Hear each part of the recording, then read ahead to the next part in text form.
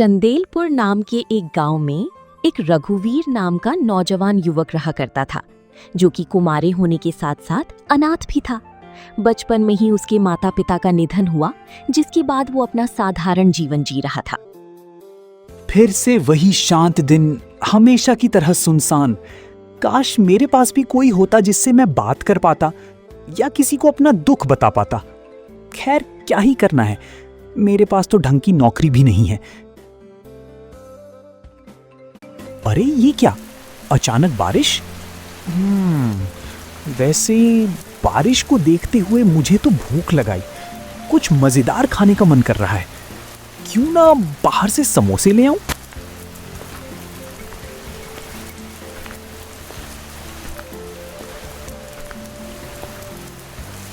रघुवीर घर से बाहर आता है और देखता है कि समोसे की दुकान बंद है। अरे यार, इस दुकान को भी आज ही बंद होना था। मेरा समोसे और जलेबी खाने के लिए इतना ज्यादा मन था, लेकिन अब मैं क्या करूं? अरे हाँ, क्यों ना मैं ही एक समोसे का ठेला लगा लूं। इससे मैं समोसे बेच के कुछ अच्छा धन बचा लूंगा और शायद मेरी किसी अच्छी लड़की से शादी भी हो जाए।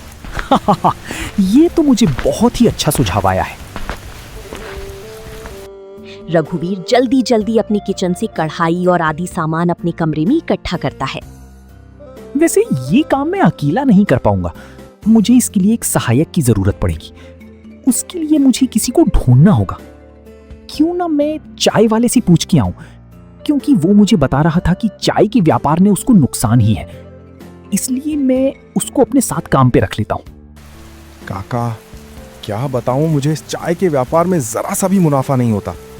कभी गर्मी से दूध फट जाता है तो कभी ग्राहक ही नहीं आता। अगर ऐसा ही चला तो मैं तो कर्जे में डूब जाऊंगा।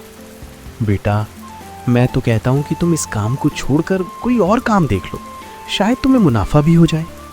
काका, सोच तो मैं भी यही रहा हूं कि काम बदल लूं तो शायद 2 पैसे बचा पाऊंगा। कह तो तुम ठीक रहे हो, जब तक 2 पैसे बचे कोई भी काम करना व्यर्थ है। अरे मोहन, अच्छा हुआ मुझे तुम यहीं मिल गए। मैं तुम्हारे घर जा रहा था। मेरे घर? तुम्हें मुझसे ऐसा कौन सा काम आ गया कि इतनी बारिश में ढूंढते ढूंढते हुए आए हो? मोहन, ऐसा है, बारिश के कारण मेरे मन में ख्याल आया, क्यों ना एक समोसे का ठेला लगाया जाए। सामान तो मैंने सब इकट्ठा कर लिया है, लेकिन मेरे पास कोई भी सहायक नहीं है और ये काम मैं अकेला नहीं कर पाऊंगा। इसमें मुझे तुम्हारी जरूरत है। देखो मोहन, इसीलिए मैं कहता हूं कि ईश्वर सबकी सुनते हैं। अभी अभी तुम काम बदलने की ही सोच रहे थे और देखो, तुरंत ही तुम्हारे पास आमंत्रण भी आ गया। हाँ काका, आप बिल्कुल सही कह रहे हैं। मुझे तो खुद ही यकीन नहीं हो रहा। मैं तो कहता हूं यही सही मौका है। दोनों मिलकर काम करो और खूब तरक्की करो। एक ही महीने में दोनों मिलकर बहुत अच्छा पैसा बनाओगे। हाँ, देख लेना तुम दोनों, मेरा कथन कभी गलत नहीं होता। काका, आप बिल्कुल सही कह रहे हैं, लेकिन अब ज्यादा देर ना करो। अपना ये चाय का सामान घर रखो और खाली ठेला लेकर मेरे घर पहुंचो। तब तक मैं समोसे बनाना शुरू करता हूँ। रघुवीर ने घर पहुंचकर समोसे बनाने का कार्य शुरू करा और समोसों की मैदा में आलू भर के तैयार कर लेता। चलो, आधा कार्य तो पूर्ण हो गया। अब बस मोहन का इंतजार है। जब वो ठेला लेके आएगा तो अपनी कढ़ाई और बाकी सामान उसके ठेले पर रख के गांव के चौराहे पर ले जाऊंगा। फिर वहां समोसे तलना शुरू करूंगा। गरम गरम समोसे तलते हुए देखकर ही ग्राहक आएंगे, वरना बासी समोसे तो कोई देखना भी नहीं चाहता। मोहन की आते ही रघुवीर ने मोहन के ठेले पर सारा सामान रखा और ठेले के ऊपर छाता लगा के ढक दिया, ताकि बारिश से भीगे नहीं। और फिर दोनों गांव की चौराहे पर पहुंच गए। वैसे रघुवीर, तुम्हारे ये समोसे देख मेरा मन तो ललचा रहा है। मेरा मन करना है इन्हें बिना तले ही खा जाऊं। ऐसा नहीं करना, वरना पेट दर्द करने लगेगा। अरे रघु भैया, मैं तो बस मजाक कर रहा था। बाकी अब सही समय है, आप ये तलना शुरू कीजिए। इसकी महक उड़ते ही लोग घरों से बाहर निकलना शुरू करेंगे। और वैसे बारिश हो रही है तो मुझे लगता है अभी ही सारे समोसे बिक जाएंगे। मोहन, तुम सही कहते हो। मुझे भी बारिश में समोसे खाने का मन हुआ और देखा तो पास वाली दुकान बंद थी। तभी तो मैंने ये ठेला लगाया, ताकि अपना काम भी कर सकूं और स्वादिष्ट समोसों का आनंद ले सकूं। रघुवीर समोसे तलना शुरू करता है, तभी गांव की एक लड़की छाता लेकर उसकी ठेले के पास आई। भैया भैया मुझे जल्दी से 2 समोसे दे दो, इतनी अच्छी बारिश हो रही है और देखो ना पास वाली दुकान भी बंद है। मुझे लगा आज तो मन मारना ही पड़ेगा, लेकिन आपका ठेला देख मैं खुश हुई और यहाँ से खुशबू भी बहुत अच्छी आ रही है। जल्दी से मुझे समोसे दो। अरे छुटकी, थोड़ा धैर्य रखो, अभी तो समोसे कढ़ाई में डाले हैं, थोड़े से अच्छे से तल जाने दो, फिर देता हूँ। अच्छा बताओ, यहाँ खाओगी या घर लेकर जाओगे? घर लेके जाऊंगी और टीवी देखते हुए खाऊंगी, क्योंकि मम्मी ने खिचड़ी बनाई और मुझे नहीं पसंद, इसलिए मैं तो समोसे ही खाऊंगी। कोई बात नहीं छुटकी, तुम आज जो समोसे खाओगी तो बार बार यहीं आओगी। लेकिन इतने समोसे खाएगी तो ये मोटी नहीं हो जाएगी? अरे तुम भी ना मोहन, ये कोई मोटापा बढ़ाने वाले समोसे नहीं है, ये तो स्वादिष्ट हैं। भैया लेकिन मैं ज्यादा खाऊंगी तो जल्दी मोटी हो जाऊंगी, इसलिए बस 2 समोसे ही देना। रघुवीर एक थैली में 2 समोसे डाल के पूजा को देता और पैसे लेकर गल्ले में डालता। पूजा वहां से समोसे लेकर घर चली गई। पूजा के घर जाने के तुरंत वहां सरिता आती है। सरिता रघुवीर की बराबर की उम्र की लड़की थी, जिसको रघुवीर मन ही मन पसंद भी करता था। सुनिए, क्या आप मुझे 6 समोसे देंगे? असल में पास वाली दुकान के बंद होने के कारण मैं थोड़ा परेशान थी। अरे इसमें परेशानी की क्या बात है, मैं हूं ना, मैंने आज ही ये कार्य शुरू किया है और मुझे अच्छा लगा कि आप मेरी ग्राहक बनकर आई हो। वो आज सुबह ही घर पर कुछ मेहमान आए हैं और मैंने सोचा समोसे और जलेबी खिलाऊं, लेकिन आपके पास जलेबी नहीं है। हाँ, जलेबी तो नहीं है, लेकिन आप फिक्र मत कीजिए, मैं कल से जलेबी भी बनाना शुरू कर दूंगा। अब आपने कहा है तो करना तो पड़ेगा ही। जी, आपका बहुत बहुत धन्यवाद। रघुवीर सरिता को थैली में समोसे बांध के देता, लेकिन पैसे लेने में हिचकिचाता। ये लीजिए आपके समोसों के रुपए। अरे नहीं नहीं, मैं आपसे पैसे कैसे ले सकता हूँ, आप इन्हें मेरी तरफ से उपहार समझ लीजिए। नहीं नहीं, अगर आप पैसे नहीं लेंगे तो मैं ये समोसे नहीं लेकर जाऊंगी। देखो रघुवीर, हम जानते हैं तुम्हारे दिल में सरिता के लिए भावनाएं हैं, लेकिन देखो व्यापार में दोस्ती नहीं होती, इसलिए अगर तुम ये रुपए नहीं ले रहे तो मैं ले लेता हूँ। अरे नहीं नहीं, तुम ये नहीं ले सकते, मैं ही ले लेता हूँ। सरिता पैसे देकर वहां से चली गई। अब रघुवीर की ठेले के पास लोग एक एक करके आने लगे और कुछ ही देर में उन दोनों के सारे समोसे बिक गए। अरे वाह, बारिश के होने का फायदा बहुत है। लोगों को समोसों की खुशबू ही इतनी पसंद आई कि देखते देखते सारे ही समोसे बिक गए और सारे खर्चे काट भी दूं तो 200 रुपए भी बच गए। ये लो मोहन, आज का फायदा, ये 100 रुपए तुम रखो, बाकी 100 रुपए मैं रख लेता हूँ। अरे नहीं, मुझे ये पैसे तो दे रहे हो, लेकिन समोसों का क्या? मुझे तो तुमने एक भी समोसा नहीं खिलाया और सब बेच दिए। ऐसे कैसे मैं सारे समोसे बेच दूंगा? आखिर बरसात है और मेरा भी तो मन था समोसे खाने का। मैं शुरू में ही 2 समोसे बचा लिए थे, अभी तल देता हूँ, फिर दोनों साथ में खाएंगे। रघुवीर ठेले के नीचे से बचाए हुए 2 समोसे निकाल के तलने लगा और बरसात का आनंद लेते हुए मोहन और रघुवीर उत्साह से समोसे खाने लगे।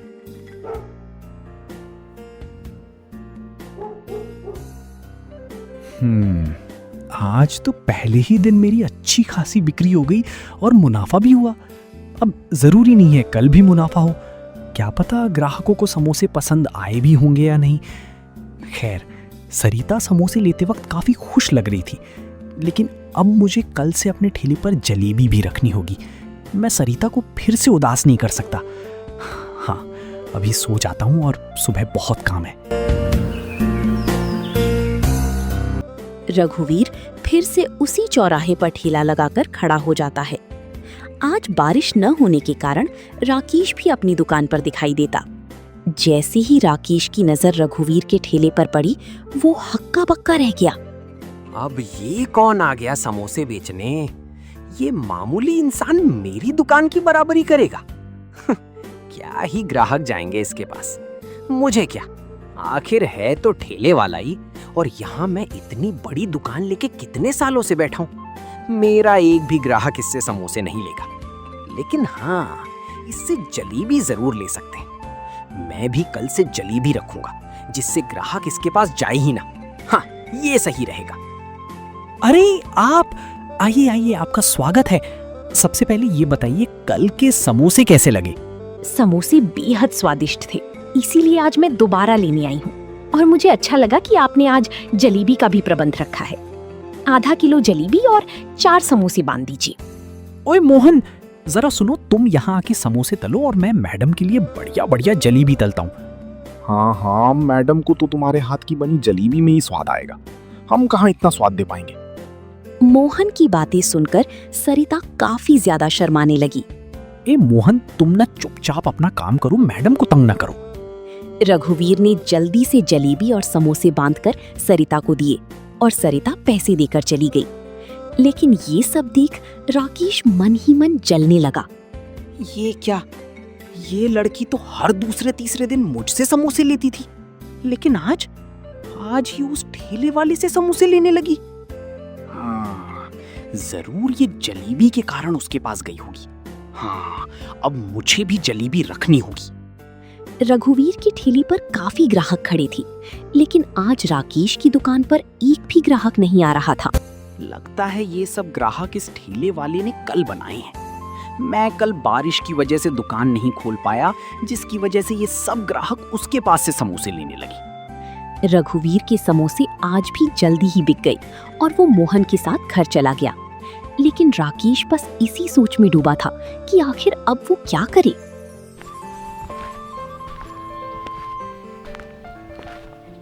अरे राकेश भाई, जरा एक समोसा लगाना और चटनी थोड़ी ज्यादा डालना।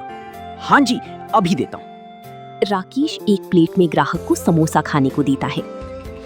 नहीं भाया, ये वो मजेदार स्वाद नहीं है जो रघुवीर बेच रहा है। और पता है, उसके समोसे तुमसे सस्ते और ज्यादा स्वादिष्ट हैं। तुम भी यही कह रहे हो? आखिर ये रघुवीर है कौन और इसने ये समोसे का ठेला कब लगाया?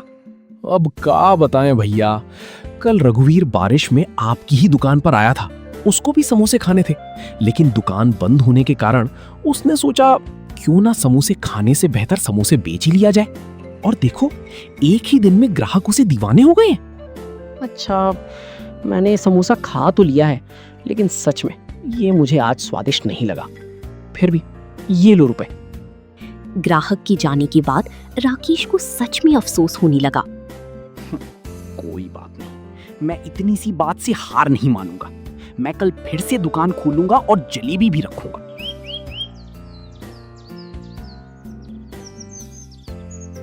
राकेश फिर से अपनी दुकान खोलकर बैठा।